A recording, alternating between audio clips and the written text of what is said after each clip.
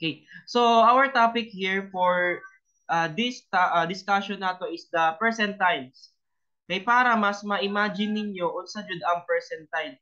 So again, a percentile describe the percentage of data value that fall at or below another data value.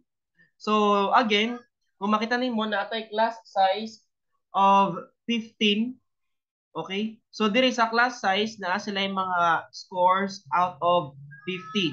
So sa score nila atong gi-arrange. Okay? So pag-arrange nato diri, pakitaon nato ang 50th percentile. So again, make sure nga naka-arrange yung score nila. Okay? Butang nato score nila sa test out of 50. Okay? Kay pangitawan man nato ang 50th percentile. So again, that is the 50%. Kakasabi ko lang, 'di ba? That is the data points are small or smaller.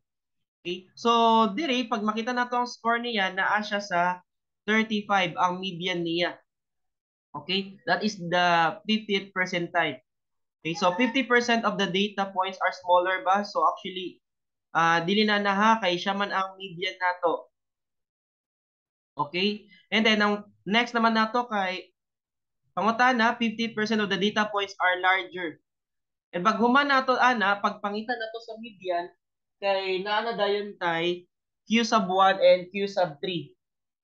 Okay? So, again, yun nga, ang Q sub 3 nato or third quartile is the 70th percentile. That is the 75% of the data points are as smaller or 25%. Di ba? Ato ibalik. 25% na to. Ayan. 25% of the data points are as large or larger. Mo na ang iyang pag-interpret nato. Pag tanaw nato sa position nila. Okay? So that's why pag makita nimo 75th percentile or Q sub 3, 38. Meaning 75% ang na-beat nimo sa klase. Okay? Na-gets ninyo? Example, kung mag-take mo sa entrance exam or sa INCAI, di ba? Or, remember, nakadaw pa ba mo anak kanang sa entrance exam ninyo sa college or mag-take mo NCAI sa high school ninyo, di ba ang gamit kay percentile? Okay? Nakadungog naman ta na, or kung wala pa, okay ra. Kay example, ang score nimo sa exam, 38 out of 50. Okay? So, pag sinabing 38 tapos sinabi niya nga 75 percentile ka, okay? Nasa 75% percentile ka, meaning 75% ang na-beat mo sa klase. Meaning above ka sa 75, naka sa 75 percentile, naka kay na-beat 75. O di ba? So daghan kay kag ano, na feel nimo nga taas-taas pa kag score kaysa sa ilaa. 'Di ba? So next naman pod nato. Okay, so next naman po nato, we have the score of 62%. Okay, so diri, makita nato roughly in the 23rd percentile. Okay, so again, ang pagpangitaan na is, igura jud nimo siya, i-ano ha, i-ano gyapon, i-locate lang jud na nimo. Okay, dili man kay na siya lisod ang pag-answer ani, kay igura nimo pangitawan ng Q sub 1, Q sub 3, at saka ang Q sub 1, Q sub 2. Okay, balik ka lang ta ha. This is Q sub 2, Q sub 3. Para sa interquartile range, wala po niya i-explain diri sa YouTube. Interquartile range is Q sub 3 minus Q sub 1. Okay, so the answer is 38 minus 31. So pila man na siya. So the answer is 7. Okay? So inana ang pag-locate lang jud mo sa position. Dili lang kay siya lisod manggod buhaton. Okay? So next naman pud nato is the 5 number summary. That is ang box plot and of course ang outlier para makita nimo unsa ang pag-interpret sa result ani. Okay? So again, Recap lang ta sa mga discussion na to ang 5 number summary. Usa gayud ang mga kinahanglan sa 5 number summary. Okay? That is gives us a way to describe a distribution using only 5 numbers. So mao na siya. Okay? Naatay minimum, first quartile, median, third quartile, and maximum. So kung dagan kay kag data, kailangan jud na nimo siya i-arrange, no, para makita nato ang 5 number summary. And you can draw the box plot pag human nimo. Okay? So nakuha siya. So again, sa first quartile and the third quartile, that is a 50-50%. Kay para makita nimo ang tunga-tunga ana. Okay? So sa first quartile pangitaon nimo ang half ana, 'di ba? Dati lower half. Okay? 25%, 75% dadto.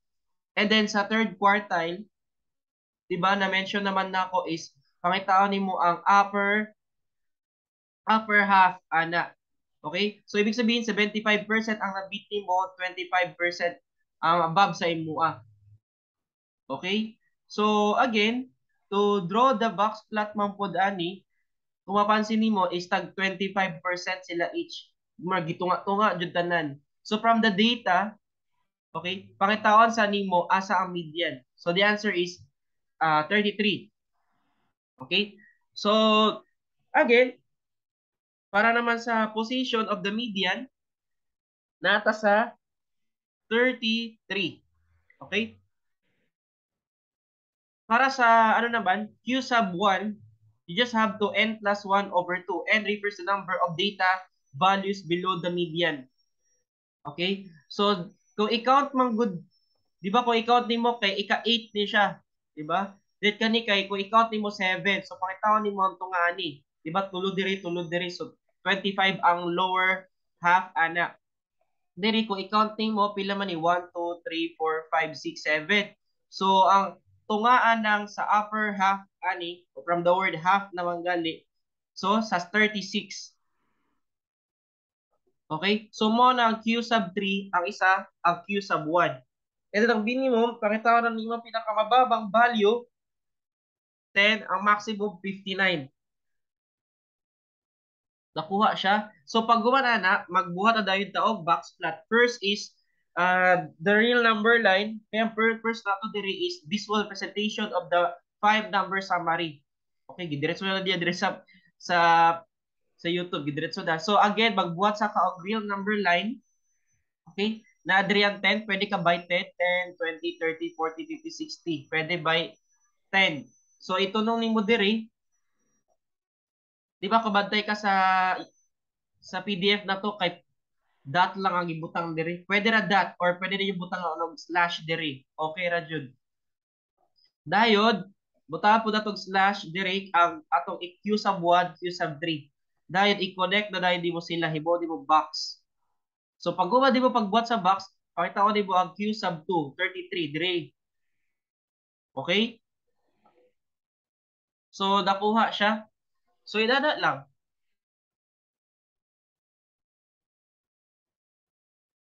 Okay? So ginatawag siya whiskers and the interquartile range. So na-discuss naman ako sa interquartile range, di ba, bawda siya ang Q sub 3 minus Q sub 1. Okay. So next is natay modified box plot. So ang modified box plot nato, kung makita nimo diri is natay dot diri, di ba, katong sa maximum value nato. Pwede nato. Pero follow gihapon ta sa ato ang PDF nato or katong sa libro nato nga ginagamit karon, patora i-follow nga pag-drawing sa box plot kay lahi man gud pag sa YouTube. Okay? So next naman po nato, the data values is considered to be an outlier. Matawag siyang outlier kapag ang Q sub 1 minus 1.5 IQR or ang data value is greater than Q sub 3 plus 1.5 IQR. So sa ipasabot, example, kung makita ninyo diri again sa data nato with the 5 number summary, kung saan na to pag-identify kung meron bang outlier or wala. So first nato isulat ang interquartile range na formula. Okay? 36 minus 25 or ayan, the data value is an outlier if it is less than Q sub 1 minus 1.5 IQR or greater than Q sub 3 plus 1.5 IQR. Okay?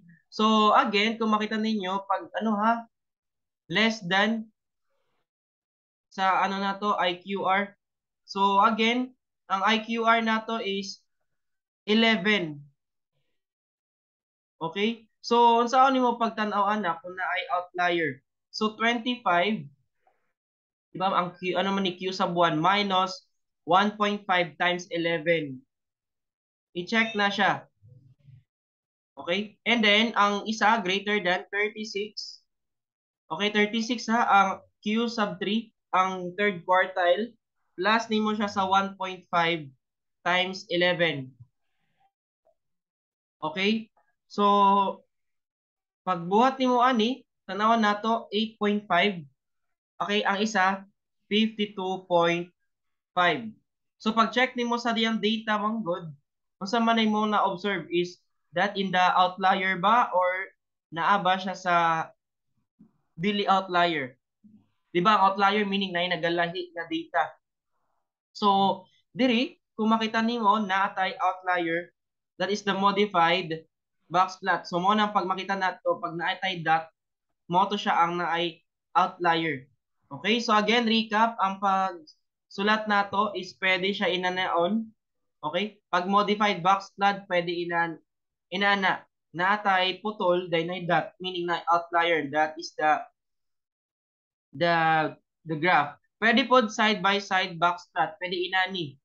Okay? So kung mapansin nimo by qualitative ang gigamit niya. So gagamit ang categorical, meaning natay boys, girls, or nominal data kung naka-remember mo. So pwede ta ihiwalay ng result natay duha ka box plot. Okay, excuse. Okay, so inatura. Make sure nga you have to practice sa pagbuhat sa atong box plot.